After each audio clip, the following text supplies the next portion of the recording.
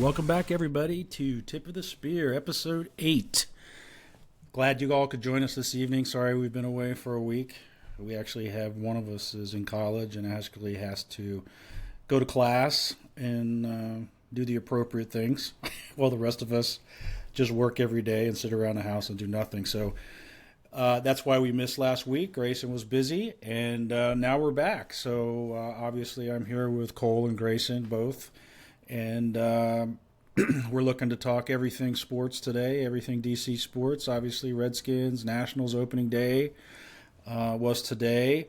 But I, as usually, want to start talking about the Redskins first, or Commanders, and a couple of interesting things that happened today. In particular, one thing that I thought was really interesting, and I'm not sure if anyone out there also noticed this, but the Commanders released I guess you'd call it a hype video, and today, which was pretty cool. At the beginning of the video, it shows a couple packages being, I guess, unloaded off a UPS truck. One is a Nike box, and the other is a Riddell box, and it basically looks like, if you watch the whole video, and you can see that on Commanders.com, it looks like the Commanders are going to unveil, yet again, a new uniform and a new helmet. So that's pretty freaking exciting, I think. So will that uniform or helmet include the spear, redesign of the American Indian? Probably not, but it would be cool if somehow they were able to get the old logo back on, but I would accept a spear. What do you guys think? Did you guys get a chance to see the actual video, the hype video? Yeah, I was able to watch the video earlier today. I'm excited. I can't wait to see what new uniforms they throw our way. From what I understand, I think the rumor is we're going back to the classic red jerseys, kind of how we went back to the classic whites last year, like the Super Bowl era, I guess, reds. And from what I understand, I don't know if this is confirmed or not, but I'm pretty sure this is like the one thing that's actually like pretty close to confirmed, is there's not going to be a spear on the helmet or anything like that. In fact, it's going to be they're going just back to the gloss helmets instead of using matte helmets. So yeah, I've seen that from actually multiple reporters, is that the helmet's just going to be the same W we've seen, but with like the white jerseys, how they have like the classic stripe on top, but they're going to go back to the gloss instead of using matte. So it's not going to be like a massive change, but I am excited to see the red jerseys come back. I was also kind of hoping for a spear, and I guess it's not fully dead. There is always a chance, but from what I understand, it's not happening, at least not this jersey cycle. So, but yeah, Who was we'll in see. love with the W? I mean, who over there loves that W? I mean, it is just the ugliest emblem on the side of a helmet you could possibly put on a helmet. I'd rather it just be burgundy without that stupid W. Yeah, I mean, I would prefer the Redskins logo. I think every single fan on the face of the earth would honestly like that as well. I will say, like, from a fan's perspective, they like teased almost the original logo. Maybe that wasn't intentionally, but in the beginning of the video, when they like actually take the boxes in, they're rolling through the facility. They show multiple portraits of Redskins stuff. Yeah, all of the Redskins like together, jumping in like dog piles, and they're all wearing the Redskins gear, the old Redskins gear. I don't really know why they would. I mean, yes, I mean they're just showing the legacy of the Redskins and where the uniform has come from. So obviously we're getting some form of older styled uniform, which I absolutely love, because we used to have, if not, in my opinion, one of the best uniforms in the entire National Football League. And like I said, I think every fan would want to bring that back. I don't know why we don't make those white jerseys that we have last year our normal away jerseys every single time. But I will say the black uniforms that we have are awesome. I think those are super, super cool. I love the all black. So if we could have like a nice burgundy uniform, that white jersey, and the black uniform rotation, I think it would be perfect. And the cherry on top would definitely be the Redskins logo back on the helmet. But I don't think that's going to happen, just because of, That's the one thing I did hear, was the black is gone. Sorry. No way. Yeah, that's the one thing I did hear today. on multiple radio programs that they believe that the black is gone with the rebrand. But I guess we'll find out. Have you heard anything on that, Cole, or is it just what you heard? Going to the red? I've not heard anything about what they're doing with the black uniforms. I did see speculation last year that they thought the black uniforms were going to be replaced. But if, from what I'm seeing on social media, again, take it with a grain of salt. Nothing's confirmed to be true. But if the real plan is to actually implement a burgundy jersey instead and kind of replace the burgundy jerseys we already had, then I think the black is going to end up staying, at least for another couple years for this jersey cycle. I've also heard maybe rumors about them reworking the black jersey a little bit, just changing it about, make it a little bit cleaner. Because I was never a huge fan of how it says like Commanders on the front, but with like the two lines above and below.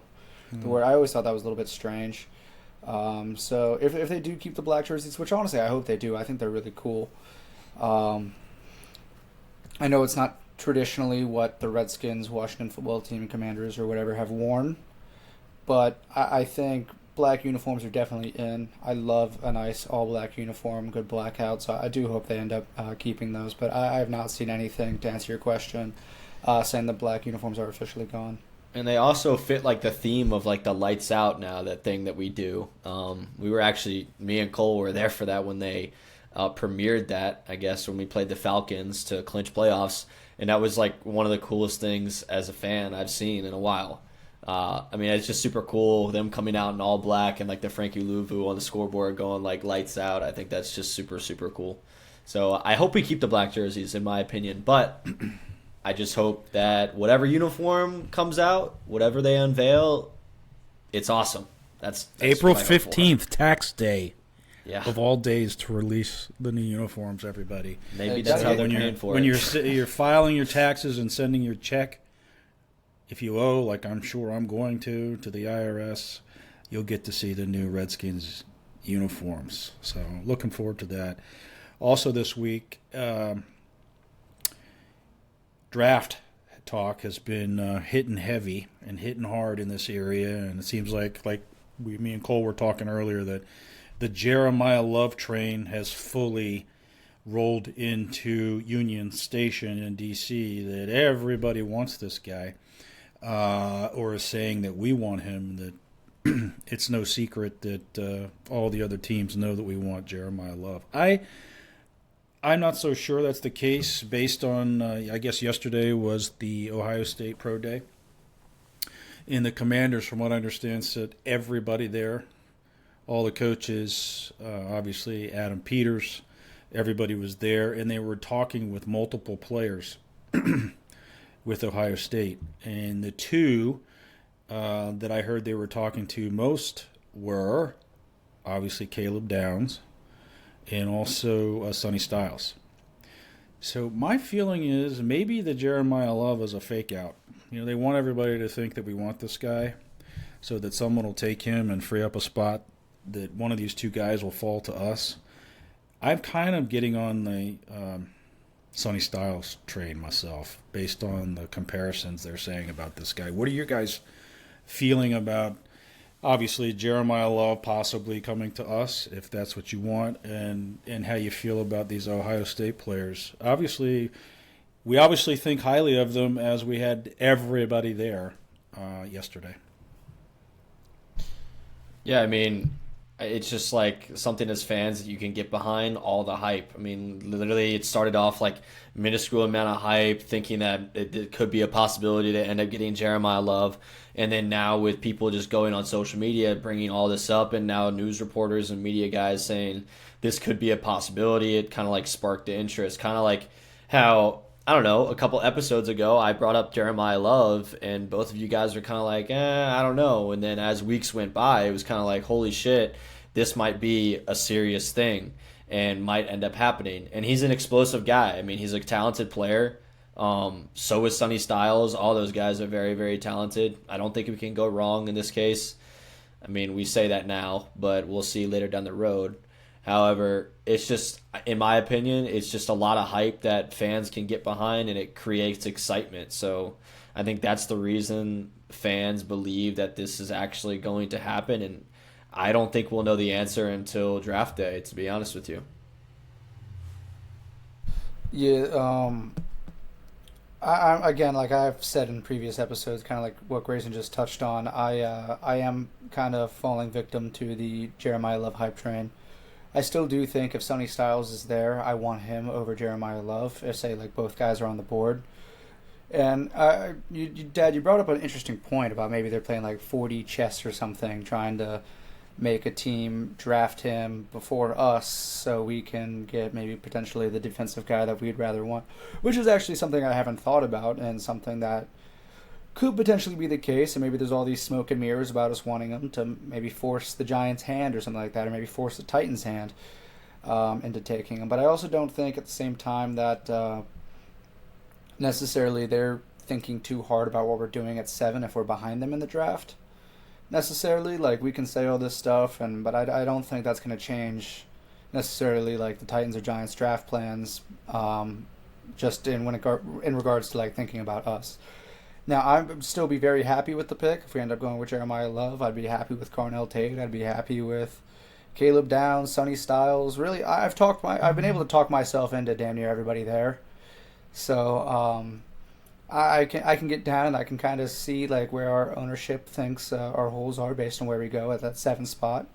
But really at this point, like I don't feel like there's a whole lot of bad options there, and whether or not we go with Jeremiah Love or somebody else is, time will tell. And like Grayson said, we're not truly going to know until draft day, so we can speculate all we want, but what we think is not necessarily what the front office is thinking. I think we're all writing Bill off. I think he showed flashes last year. I mean, maybe he is, he's not the guy, but I think you look at who they've signed. Rashad White, we got a full and Jerome Ford now. Right, we have a full backfield.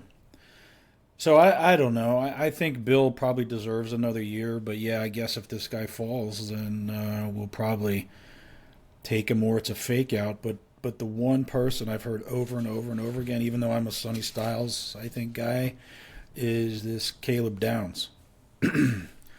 They talk about how he is the next great safety in the league, and that he is a field general. He can cover. He covers the entire field. He can blitz. He's a hell of a tackler. So he may be the next. Was it Kyle Hamilton? The guy from who's the kid that's Hamilton at the Ravens have. He could be that good. So I don't know. Do you pass on a guy like that? I just feel like I think like the fake probably is on. I mean, I think the Titans are probably going to take him. I know Adam Schefter said, "Oh, he would love to come to the Redskins," and the Redskins are looking for Jeremiah Love. Would be a great fit. But I'm just not buying the fact that the Titans aren't looking for somebody like that as well. But again, the Titans need a lot. I mean, they need a wide receiver. They need an offensive lineman. So I don't know. We'll see. But the safety may be the pick, even more so than a running back.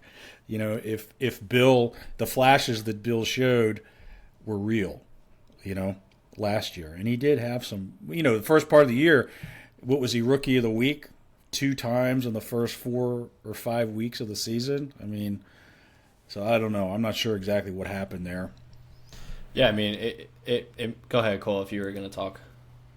Okay, what I was going to say is, by no means am I trying to write off Bill or trying to say that I don't think Bill's the guy, because I do like Bill a lot. I think, like you were just touching on, he showed a lot of flashes last year. He wasn't the most consistent. He had his games where he didn't really do much, but he also had super explosive games where he'd go over 100 yards and get a touchdown or two.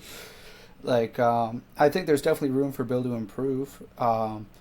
But if we don't go the Jeremiah Love direction, I'm super comfortable with having Bill as the running back one. I don't think that's like the running back thing. It's not a major need of this team necessarily, but it is like Jeremiah Love could be the next Saquon Barkley, Christian McCaffrey, you name it, name any star running back. They're very valuable pieces, and I think Saquon pretty much carried the Eagles with their defense to a Super Bowl. It's not the most highly rated position by value, but just you can change an entire offense with just one really good running back. And I think that's kind of the appeal of it necessarily.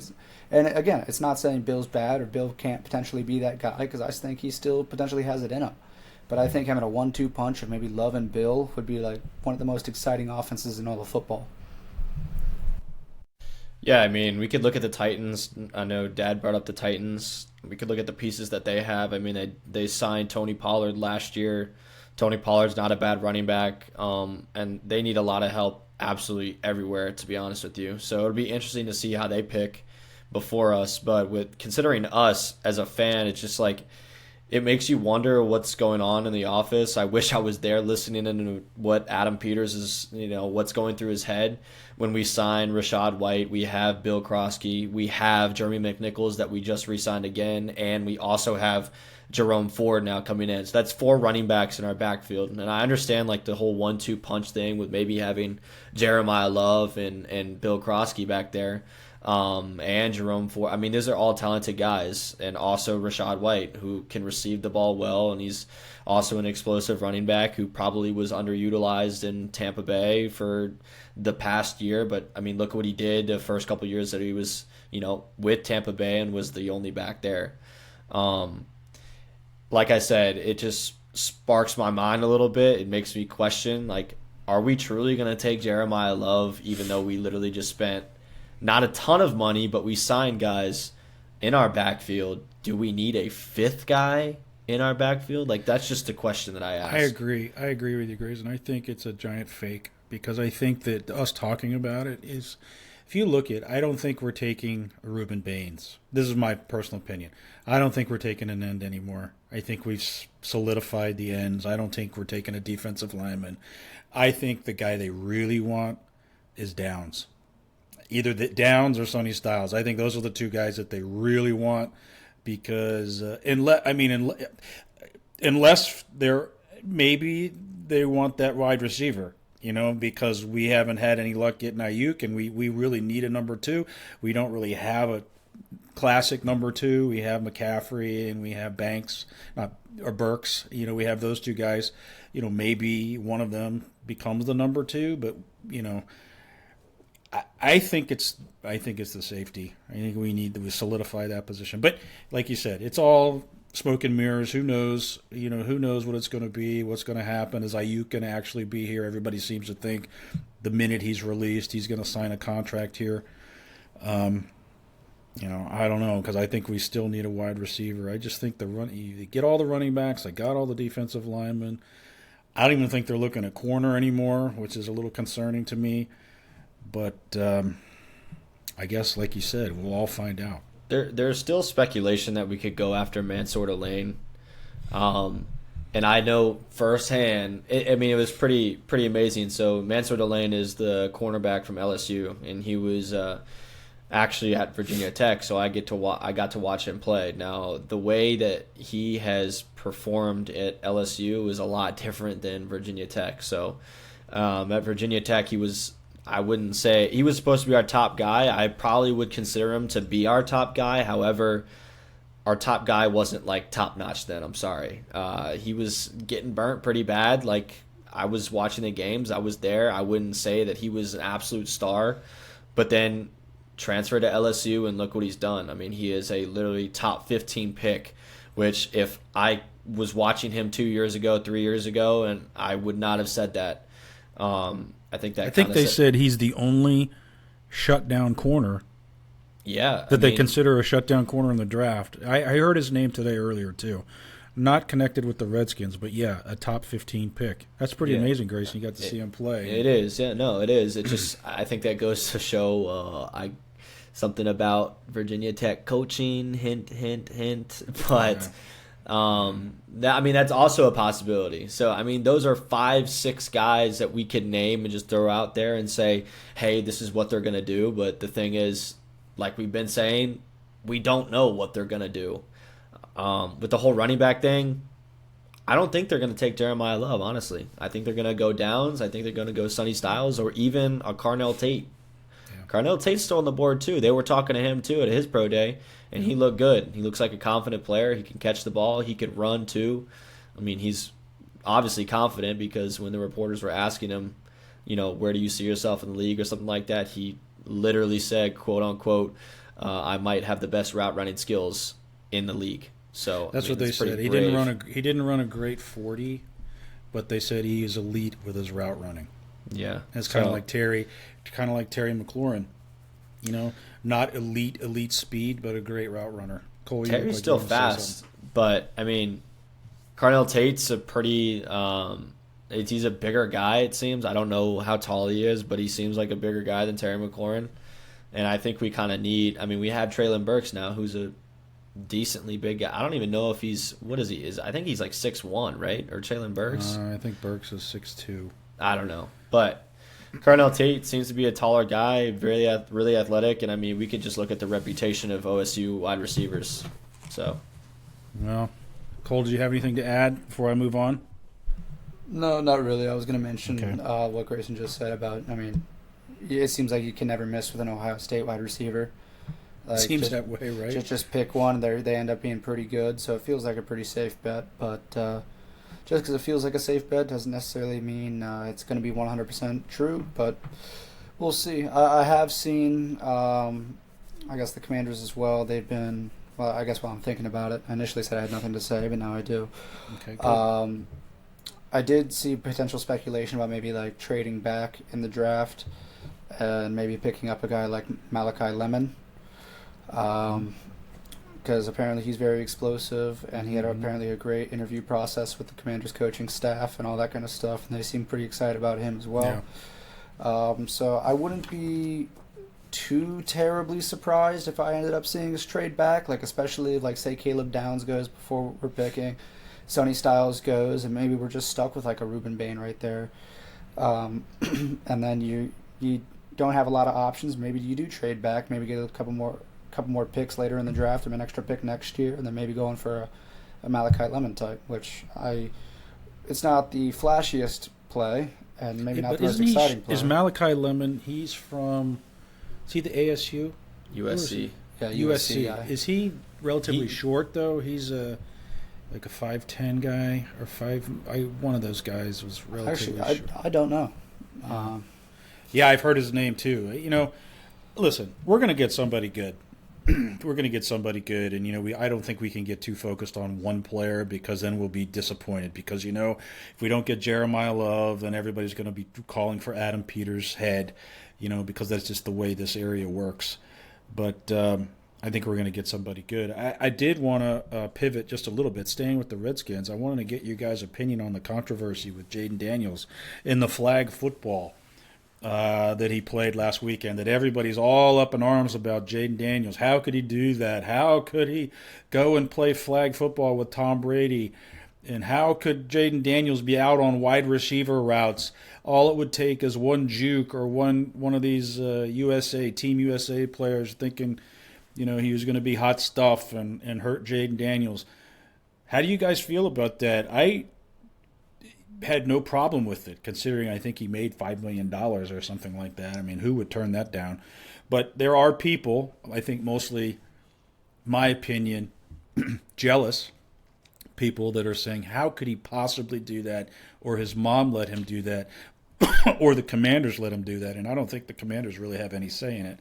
But did you guys happen to see any of that? And how good Tom Brady looked, by the way? Yeah, I personally do not care whatsoever what he does. And it's not like he was the only NFL player participating in that as well. There was, I think, like almost 20 of them playing. Joe Burrow. Yeah, Joe Burrow was there. Joe Burrow's super injury prone as well, and I didn't hear much of an outroar about him playing in the game or anything about that. It's so soft to me, people complaining about it. Like, the dude's playing football. It's what he's getting paid millions of dollars to do. Yeah, maybe it's not tackle football. It's probably safer than tackle football. You're just going out there.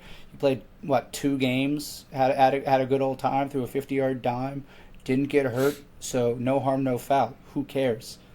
Right? Like, I'm sure he got a bag. I don't know. Maybe it's $5 million. I don't know exactly how much he's making. And I can almost guarantee the Saudis paid for it also. There was obviously a lot of money involved, I'm sure. Yeah, but if the money's green, then who cares? Right? I would take it. I would tell you to take it too. I would be like, yeah. I'm telling you $5 right. million. I'm telling you right now, all my morals are going straight out the window as soon as somebody offers me $5 million. $5 million. I don't care where it's coming from. It's going straight into my bank account. It is what it is. Whatever. Well, Grayson's not party to the media up here, where everybody's like, "Oh, I can't believe that he would risk it." He's a football player. What is he doing? It's like blah blah blah blah blah. Yeah, I mean, I hardly listen to the radio, and I barely go on Twitter, as I haven't really seen any of that. But all I have to say, it's flag football. Like, what are we talking about here? I mean, it's not tackle football. You go through probably so many more injury situations or possibilities that could happen in one play of real football versus the entire game of flag football. I mean, they're out there, they're just having fun. Tom Brady's almost probably 70 years old, still playing flag football.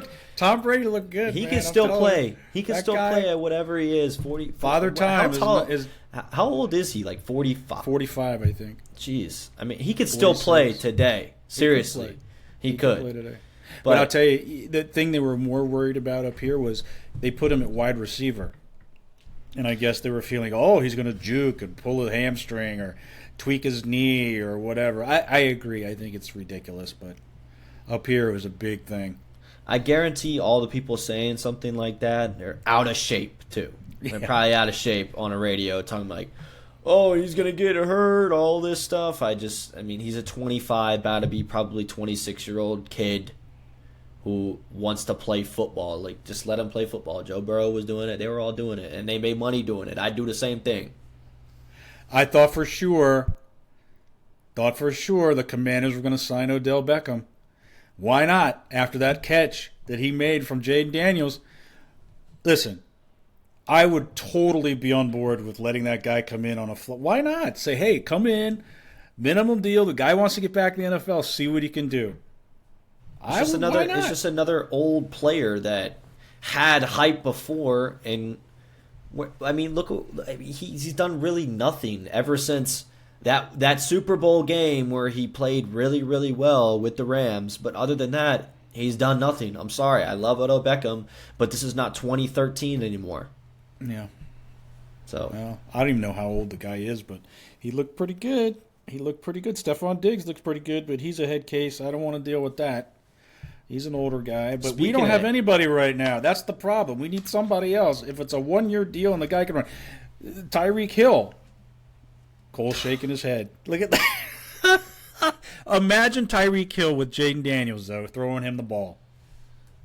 Attitude or not, just imagine Tyreek Hill with Jaden Daniels throwing him the ball. Tyreek Hill hasn't had a quarterback throw him the ball in forever. since we're on the topic of head cases, Cole, isn't Malachi Lemon like low-key a head case as well? Because I remember I saw videos of him getting interviewed, and he was like worse than George Pickens, like staring down the reporters, looked demonic or something. I don't know what's wrong with him. Yeah. Oh my God! Do tell, Cole. Oh no, Grayson pretty much said it all. The dude is he's a bit of a character for sure, and I know there's definitely some concerns about his maturity health? levels. Maturity levels is what I was going with, but I guess maybe mental health too. But he's a good player, and it seems like all the good wide receivers end up being divas anyways, minus Terry really, and I guess Jamar Chase hasn't been too much of a diva from what I understand, and maybe Justin Jefferson has been as stonewalled as they can be. But then, like, you got guys like Tyreek Hill who just want to go out and make a scene. You had guys formerly like Antonio Brown. Yeah, his is a horrible case of CTE, but he made an absolute fool of himself on the football field. And, like, there's plenty of other wide receivers that have done that in the past. So sometimes if you want to get a good player, you're going to have to take on some baggage.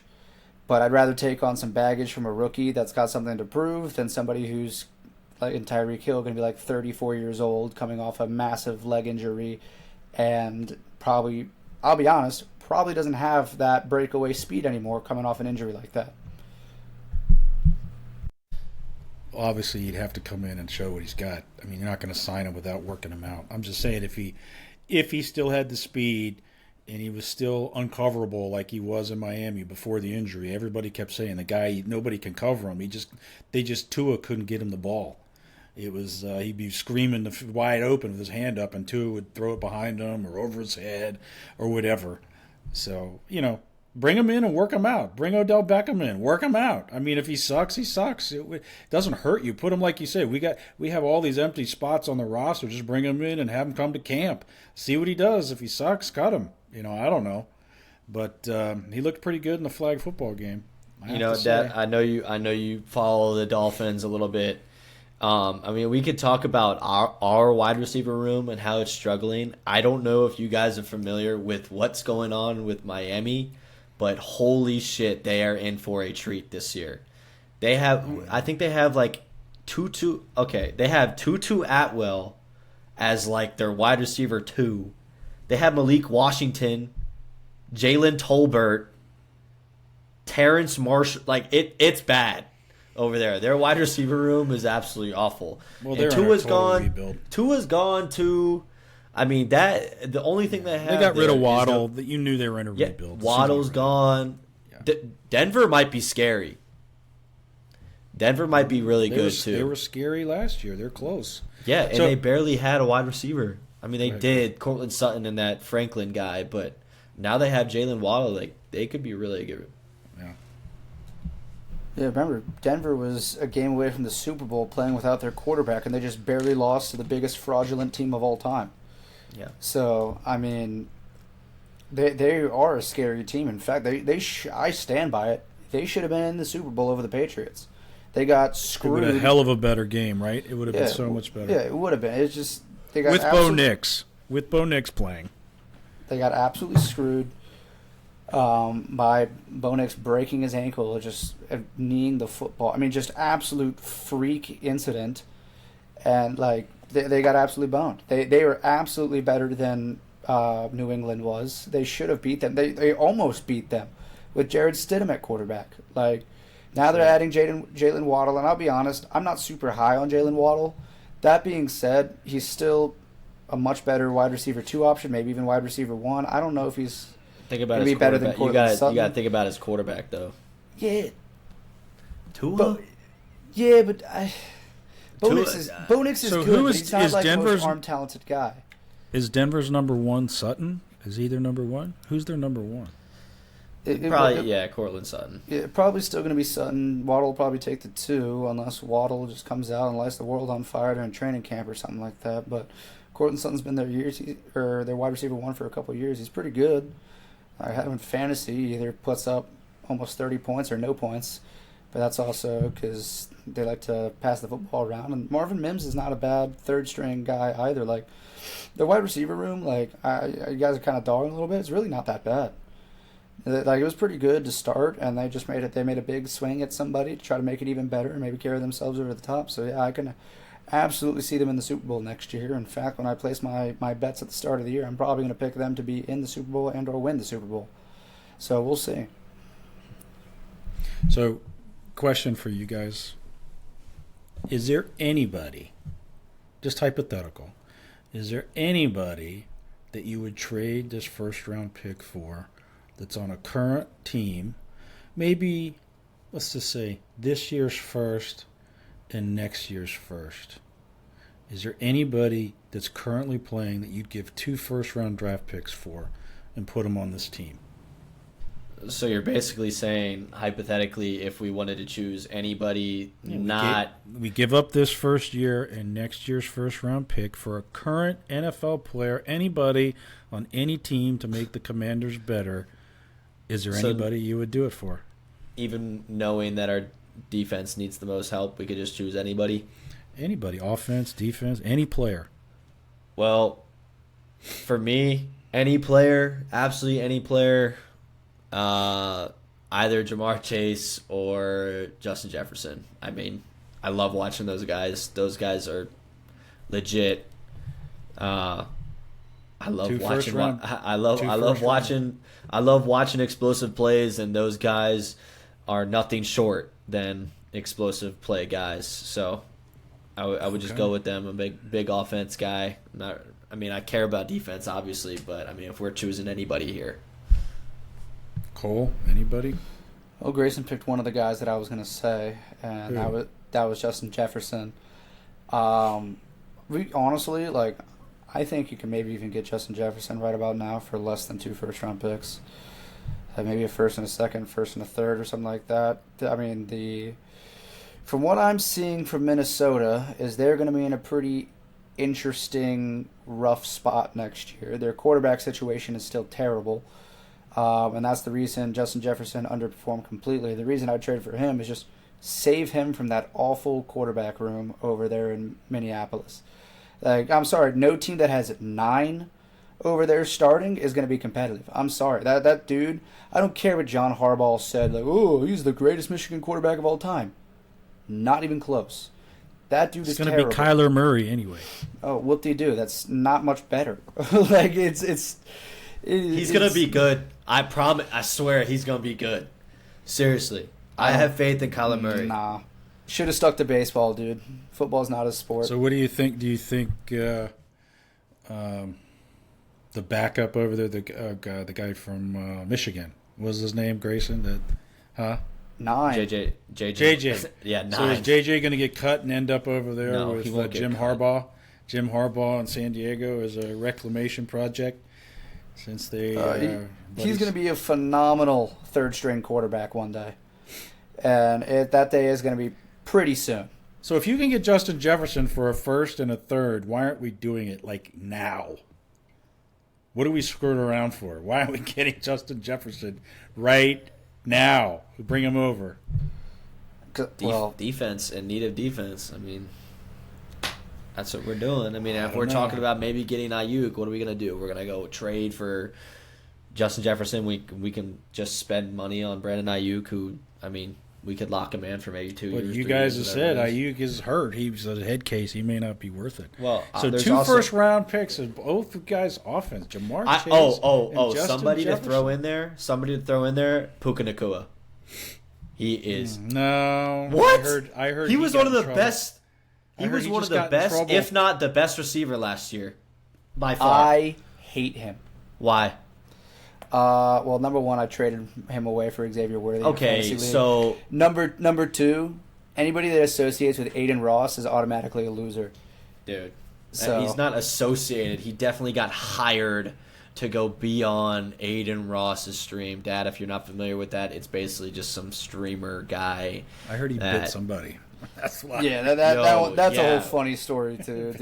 Is But that the- real? Dude, no, there's no chance in hell. I'm sorry. Like, He's a cannibal. as He bit as, somebody. as much as I dislike him, it's the stupidest story I've ever heard in my life, dude. Like, so I'll go through some of the details real quick for you while we're here. So the report is he said some super like anti-Semitic remark. I think it was like "kill the Jews" or something like that, and then he bit this woman's butt cheek, I think, and left teeth mark all over it and all this kind of stuff. And it's like it already like. It's funny because the lawyer actually confirmed the biting part. That part apparently did happen, like, but it was a bit with a horse. But yeah.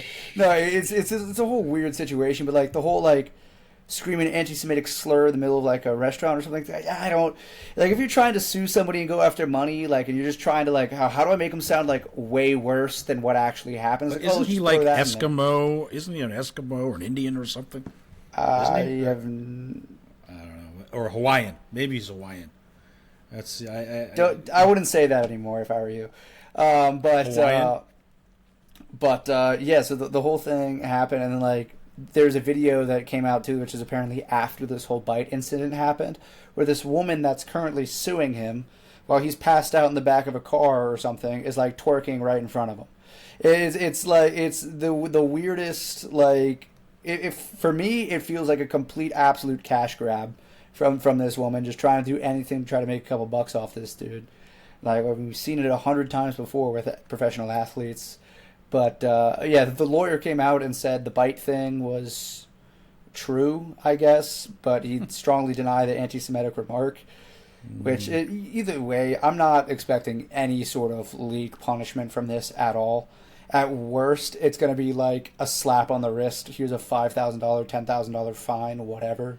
Pay up and do whatever you need. But maybe we'll find out some more details like as this story kind of develops a little bit more. But from everything I'm seeing right now, it's like it's the least believable story I've seen from one of these like lawsuits with athletes. It's just it feels so like, how do we put something together to make it like TMZ like you were just about to say, like it's just it almost feels like tabloid media just try to put him and get him a bad name. Now, don't get me wrong, I'm a hater for my own reasons, but like this just the whole thing just makes no sense at all to me. Like the story doesn't really add up.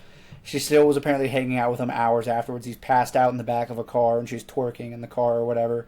Maybe it was in a bar or whatever. It's just like, come on, dude. Yeah. Like at least like if you're gonna make up a story, try to make it like a little bit more believable. Now it's gonna come out and it's gonna all end up being true, and I'm gonna look like the world's biggest asshole.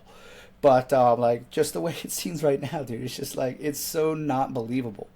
It seems so just made up out of thin air. I'm surprised that neither one of you picked like Christian McCaffrey or anybody like that. So it's only Justin Jefferson or Jamar Chase. Those are your two picks. Okay. Well, I mean, I would probably agree with Justin Jefferson. I mean, I would say, I could say a lot of players, but I thought we were just being like specific to one or two guys. I mean, we could go Christian McCaffrey, we could go Jamar Chase, we could go just 2 first-round draft picks who you guys would pick. I'd probably Tua. Yeah, Tua. Yeah, Tua. Yeah, okay. And no tight ends. Nobody wants, nobody wants Travis Kelce. Yeah, Travis Kelce, yeah. Travis Kelce. What are you guys talking about? Actually, What are you guys talking about? Oh, hey, 2 first-round picks for a dude that was about to retire this year. No, I think we should trade 3 first-round picks for Taylor Swift. I think exactly what we should do. Taylor. I know that's rage, baby. That genuinely makes my blood boil just thinking about that shit, dude. Obviously, I'm kidding. No, I would. What really set me over the edge right there was 2 first-round picks for Christian McCaffrey. That is absolutely blasphemy. That dude cannot stay healthy. He had a good year last year. He's also 32 years old. How about Bryce Young?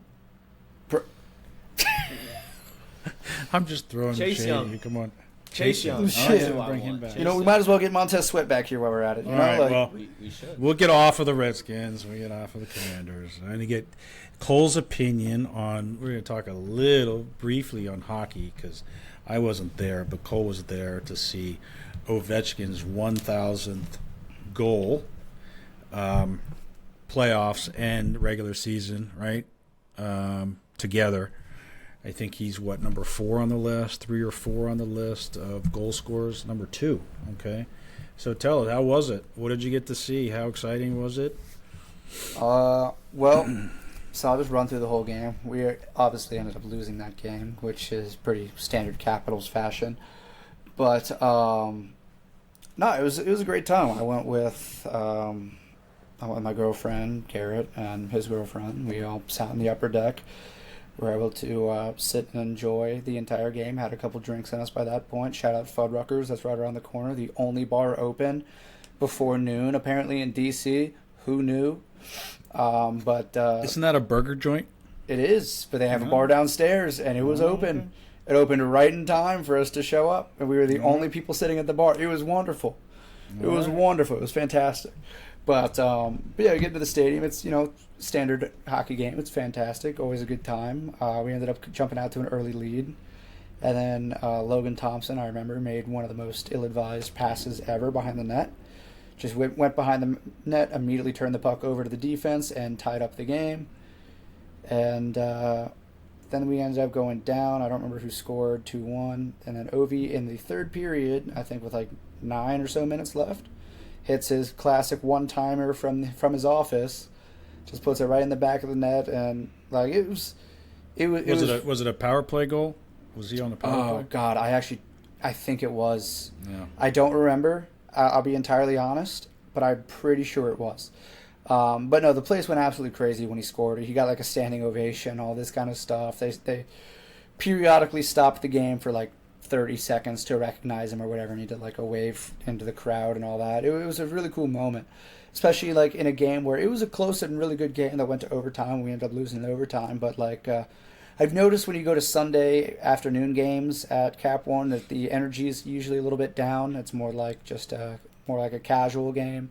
So like when we scored a couple times, people were cheering and all this. But when Ovi scored that 1,000th, it was everybody was getting up on their feet and getting loud. People were giving hugs and high fives and all that kind of stuff. It's just one of those cool moments to witness, and I was glad I was there. So are you on board with him coming back next year? We were talking a little bit earlier about how the DC media, again, the pot stirrers, they are already talking about how this should be it for Ovi after everything he's done for this area, that if he wants to come back, well, we'll let him come back, but he's got to be like on the fourth line, and he gets like 20 seconds on the power play, and about how he's a liability and all this other crap, which kind of irritates me after everything that guy's done for the city for 10 years or however long it's been. Are you in the camp that you would want him back? I would want him back. I say he's earned it. Bring him back. Let him do a farewell tour or something. Whether he wants to do that or not, I don't know. But if he wants to come back, if he wants to retire, great. If he wants to come back, I would hate to see him go and score 1,000 goals with the Vegas Knights or some crappy team, some team like that. Because that may be his ultimate goal. Anyway. Yeah, I mean, objectively, should he retire? Probably. Does he necessarily really help us win games? Probably not really anymore. That being said, he still scored 20-plus goals. Yeah, I know, but he doesn't really play defense, and he's pretty slow and just kind of hangs around and all that kind of stuff. Like, objectively, maybe the guys that we're talking on the radio could be right. In my opinion, however, that dude can play here as long as he wants to and do whatever the hell he wants, because he's absolutely earned that right. He might as well have the key to the city. If he wants to come back and be a first liner next year, screw it, let him. He's been the backbone of this entire. He's built the foundation for what the Capitals are really today, and grew the franchise and the fan base and all this kind of stuff. And he stayed here. Yeah, through stayed all those here shitty times. Yeah, stayed here the entire time. I mean, the dude is he's one of the greatest, if not the greatest, DC athlete ever. He deserves to do honestly whatever he wants. He should never have to pay for a drink around here. If he wants to come play another season, let him, dude. Maybe we'll win less games if he's playing first line next year as opposed to getting a young guy that maybe will get similar to almost better production. Maybe, sure, whatever. I can hear that argument out. But at the same time, I don't necessarily take that argument very serious, because for most hockey players, yeah, I guess it would make sense. But for a guy like Alexander Ovechkin, you kind of have to throw that logical analytics stuff out the window and just go with what's right. And what's right is letting him do whatever he wants to do. If he wants to play for 4 more years, let him. I don't care. Genuinely. Yeah. It's just he's earned his right to be here as long as he wants and do what he wants to do, in my opinion. What do you think, Grayson? I mean, it's Alex Ovechkin we're talking about. Literally the greatest goal scorer. Or, I mean, Wayne Gretzky's obviously up there as well. But, I mean, look what he's done. To be honest, I don't know why he's not retiring just on his own. He reached past Wayne Gretzky. I mean, he's got, I don't know, however many more goals. I think he's like 100 more goals now? No, I think he needs 60. I think somewhere in that range. No, I think he's 30-ish goals above Gretzky at the moment. Okay. Right, but I need to get 1,000 to get an even 1,000. That's just an insane number that if you're not playing with a damn Kane, nobody's going to get there, realistically. I know he wants to set that number even higher. I would too. But, I mean, he's Tom Brady level too. He's 40-something as well. Yeah. But I mean, they're bred differently over there in Russia, so he's probably going to play until he's 80 years old. Russian machine never break, Well, that's what he said. He wanted to go play in Russia for a couple more years if the Caps didn't want him. So he's definitely going to play, I think. But my feeling is this: for as long as I've ever followed the Capitals, honestly, before Alexander Ovechkin, there were a couple guys, Adam Oates, maybe Rod Langway, a couple of these guys. But now he's inbred with this team.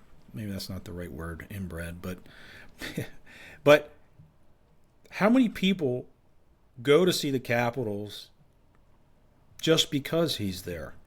I think a lot of people pay to go see Alexander Ovechkin, even if it's not to score, but it's to see him there. There is value to him being on this team. If it's maybe not in wins and losses, maybe it's in fans filling the seats and people excited and wanting to come see the Capitals. Because honestly, I feel like when he's gone, and he's going to be gone someday, when he's gone, who are we going to see? And yeah, Leonard and a couple of these other guys maybe, but they can't hold a torch to Alexander Ovechkin. And I just feel like we're going to lose a lot of our identity when he's gone. He's just a great guy. Great, like Cole said. Cole said it best. He shouldn't have to buy another drink in the city as long as he's here. And I'm sure he'll move back to Russia or whatever. Hopefully he stays here. He'll have a much better life here. But obviously his family is there. But I don't know, man. That dude is Russian royalty over there too. Like he's like good, yeah, but he's it's good the buddies living with, conditions. Yeah, but he's good buddies with Putin, dude. Putin will put him up in a nice penthouse somewhere on a massive lot. Like the quality of life in Russia, I'll be for real. It's not as bad as like the propaganda. I don't know if he's a good friend of Putin's. I think that he just can't speak out against his country because he has friends and family that still live there. And you speak out against Putin, you might end up dead. No. He's a Putin fan. His profile picture on Instagram for like years was him like shaking hands with Putin. Like well, this, like. Okay, so now we're gonna talk about baseball here. Yeah. Anyway. I'm not even trying to get political. I was just trying to say like. All right. Whatever. Anyway. So yeah, let's talk. Today? Yes, let's talk about the Nationals today. The Nationals won their opening day game today. I think it was 10-3, 10-4, 10-4 against the Chicago Cubs. The Nationals, since they've been the Nationals, have only won 8. They were 8-13 in their that's 21 years since they became the Nationals. So it's quite a feat to actually win an opening day around here. Yep. But Cade Cavalli started the game and got the win, and it was pretty exciting. How'd you guys feel about that opening day with a win? I was jumping up and down in my class watching it happen because, I mean, as Nationals fans, ever since 2019, we've been terrible, okay? And we're probably going to be terrible, but it's just nice to see some excitement at least on opening day. Everybody's excited to watch baseball for the first time.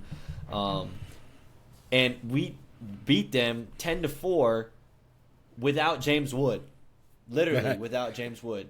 And an error. Did he have an error today, too? No. Didn't James Wood miss the one, or he dove for one? I guess the wind there is unbelievable. Yeah, I never realized how windy it was in Chicago. Yeah, the wind in Chicago Well, they call it the Windy City. So. Yeah, Yeah, that's true. He went 0 for 5 today with 4 strikeouts, just like Aaron Judge did last night. Judge. Literally, seriously, we scored 10 runs without our best hitter. Seriously. So, I mean, and we got some young talent. Brady House, what a game. Jacob Young, what a game. Cade Cavalli, I mean, he's good. I mean, he hasn't had the most success, but he looked good today. And then, what's his name? I don't even know how to pronounce it. Not our catcher, maybe second baseman, some guy that's now on the team now. No, the right fielder. He went, no, not Weems. Weimer? Or Weimer, yeah, whatever. He had a home run too. Yeah, he was good too. He's a shot. There's a guy, journeyman, MLB Major League Baseball journeyman. Yeah. I don't want to mispronounce the guy's last name, but there's another guy. Maybe not our second baseman, but somebody. Abrams. No, not C.J. Abrams. But he also went like 2 for 5 today, or 2 for 4 today. He's batting like 400 and scored an RBI today, so he looked good too. Yeah. Damian Lyle or Chaparro? No, Chaparro. That's his name. Yeah, Chaparro looked good today. Dalen Lyle, love him too. He's gonna be good. I mean, look at what he did last year. I like Ruiz too. I like our catcher. And K-Bird's good. I mean, he looked good. He was good. He is good still. I mean, he's not like a top-notch guy, but he's but I mean, he protected today. He protected the plate. I mean, I don't know. I thought he called a good game. K-Bird's all right, but I'm a Harry Ford guy. We traded for him, and I'm a huge fan of his. I think he's going to do just great because he things didn't start. in the league. They're going to share. But yeah, But it was a really exciting game, and believe it or not, I've never heard of Joey Weimer's name at all. neither. Call me a casual until today when he hit the bomb. First home He, run. he hit a home, Who is he that hit a home guy? run. He was like, "Oh, it's Joey Weimer." I'm like, "Who the hell is that?" I have never heard of that guy in my life. I think he Again, was a first rounder like prob- a while ago. Probably Maybe. was, but maybe it's just me being a casual because I haven't watched a whole lot of baseball recently. Just because there hasn't been very much entertaining baseball to watch around here recently. But no, it was a really exciting game. Like Grayson said, like we're probably going to be still ass, and we're going to probably lose almost 100 games again. But it's nice to at least go 1-0 and have a positive record. Be able to see it one time. We're on a pace for 162-0 record right now. So right now I'm riding high, and we'll be riding high until probably tomorrow we end up getting our shit kicked in when we start our next pitcher. No, we're off tomorrow. Until the next couple weeks. I'll tell you our schedule. We got the Cubs, right? We got the Phillies next. Oh, it gets better. We got the Dodgers next. We got the Cardinals. They're all right. I mean, whatever. How were you able to watch the game, Cole? Brewers are good. DirecTV. Brewers are good. We got the Brewers. We're going to get smoked in the first couple weeks. I'm not going to lie to you. But after that, we're going to be a decent team, I think. I got to watch on the MLB network. I paid for it like a sucker, probably. Oh yeah, I mean on the DirecTV sucker. that we have for the family, I was just able to watch So, it. how about Paul Skeens today? Oh, yeah. Everybody ready? Everybody panicked about Paul Skeens? Come on, give the guy a break. I mean, come on. Again, everybody's tearing the guy apart. Oh, he's just. What happened to Paul Skeens? I mean, come on. He had one bad game. I mean, we all saw him in the World Baseball Classic. The dude was shoving. The dude just had a bad game today. That happens. He'll probably come out next start and strike out 11 dudes. Like, And Yeah, didn't the outfielder Yeah. He didn't pitch his best, obviously, but it didn't help when O'Neal Cruz was in the outfield looking like an idiot today. Okay, Dude, I mean it was a routine. Like, okay, maybe not the first one, maybe not routine. Okay, but the second one was a routine fly ball. Bro should have just had sunglasses on. Should have Didn't had you out there, sunglasses Grayson. on. You would have caught Didn't- that. Literally, yeah. Didn't have sunglasses on and then got lost in the sunlight. Like, you make millions and millions and millions of dollars. Get yourself some sunglasses, dude. Like, come on. What are we doing? I remember when O'Neal Cruz was a rookie, and we were just hit with nothing but Cruz propaganda for the entire time he was there, and he's never really done much. He's always just had this hype around him, and then he's kind of sucked the entire time he's been in the league. He's been an okay hitter. He can hit some absolute nukes, and he's got a cannon of an arm. But he doesn't put any of it together for any sort of decent defense or any sort of consistent hitting stats. But we always got to hear about, oh, it's a Cruz missile. Like every time he hits a bomb, it's like, yeah, that's one bomb after he struck out 13 times in a row. Like, what are we Has talking he been in about here? Pittsburgh the whole time? Yeah, it's been only a couple of years too, Let's but just still. say there's a reason he moved from shortstop to the outfield, just like Tatis. Okay, can't play the infield. He's got a crazy arm, and he's really fast, so he's a perfect fit for center field. But I mean, maybe he just had a bad game today as well. So Yeah, sure, we'll chalk it up to that. But they blame it. They're blaming Skeens. I mean, they're tearing him apart. Yeah, What they can- happened? They can blame Skeens as much as they want. Skeens is the only thing that's going well in Pittsburgh right now. So they can trash on him all they want, but if Skeens leaves Pittsburgh, they're back to the bottom, right Oh, where the he's Nationals leaving. are. He's oh yeah, leaving. no, he 100% is going The second he can leave, he's a Dodger. He's a Dodger or a New York Yankee. Well, hopefully this Or a Met. Or a Met. Hopefully this lockout after this season will maybe change the fate It of every won't be single the free agent. Nationals. No, of course it won't be the Nationals. Not with the learners here. one question for you guys: how do you guys feel about the ABS system? I love it. I wish we had it when Angel Hernandez was still umpiring, because that dude was so unbelievably ass for so long, and he just kept getting away with it because he'd always play the victim card every single time. He'd try to sue the MLB anytime they tried to kick him out for his poor performances, and it would just been so fun to see Angel Hernandez get humiliated every single time he was out there. How many challenges do you get? 2 per game? team. It's for the whole game, balls Whole and game. strikes. If That you really- win I'm a telling you, challenge, that- you get it back. Okay, but that in a course of a game, yeah, I guess if it's a big. But how do you know when to use it, right? I mean, when do you use Old it? timer coming in right here. Hey, I'm just Caber saying, used when it in the you- first inning, and it changed the entire first inning today. It- Because it was going to be a 3-0 count. He ends up bringing it to 2-1. Then all of a sudden, Cavalli comes back in, strikes the dude out, and gets out of a jam. So like I like the ABS too because it as much as it's fun when the calls go your way as an umpire. Like if look for example in the World Baseball Classic, if I was a Dominican Republic fan, I'd be pissed. Like that call was terrible. But as an American, But I'm is like, that- is hell that- yeah. But but should a is game that- end on a bad call like that from the umpire? No. But is that box the ABS? So is the ABS that box you see on there, or is the ABS more of the strike zone? Because they'll even tell you that box, like when you were watching the Dominican game, depending on where the ball goes over the plate, right? That box isn't always 100% accurate in showing what is a. Are you ball on a are you strike. talking like the TV broadcast box? Yes, yes. Yeah, no, they don't use that at all. That's So, not but what when they you use see for it, you could saw it in today's game. They have that box, right? Yeah, but it's Is- more like VAR technology, if you know what that is. So it's not necessarily the box. From like soccer and like tennis that they Okay. use. All right. It takes the measurements and like they measure like all the players in the home plate, and there's this virtual box that they use that changes sizes depending on who's hitting and all that kind of stuff they use for the Got strike zone and wherever the ball crosses. I think they said the ABS system uses the direct middle of home plate for their ABS system. So it's wherever the ball crosses at the middle of the plate is like this technology picks it up and then places it on this strike zone map that you see and kind of scans it in and it can get it down to like I think it's like hundredths of a millimeter. It's like that accurate or something like that. So I think it's really cool technology, and I think it's definitely needed, especially like in an era where one bad call can change games. I'm still sick over the that one pitcher for Detroit who should have had a perfect game, and some idiot umpire at first base called the dude safe when he was very much out, and that was before replay review, so you couldn't go back and review it, and so that dude's forever robbed of a perfect game. Yeah. I still think the MLB should go back and change that retroactively and give him the perfect game because that was legitimately the worst call I've ever seen. Like it wasn't even close, and the umpire wanted to make the game about himself, and he did. And I like the ABS because I think it takes away umpire egos a little bit because all these egos they love tossing people for arguing balls and strikes. It humbles them a little bit, brings them back down to earth, and tells them, hey, you guys do make mistakes. You guys aren't perfect. Maybe get your shit together a little bit, you know. Like and then you see. I think we saw last week that umpire Jen Powell or whatever, she called a ball on a pitch that could not have been more directly down the center of the plate. It's like, that's why the system's great.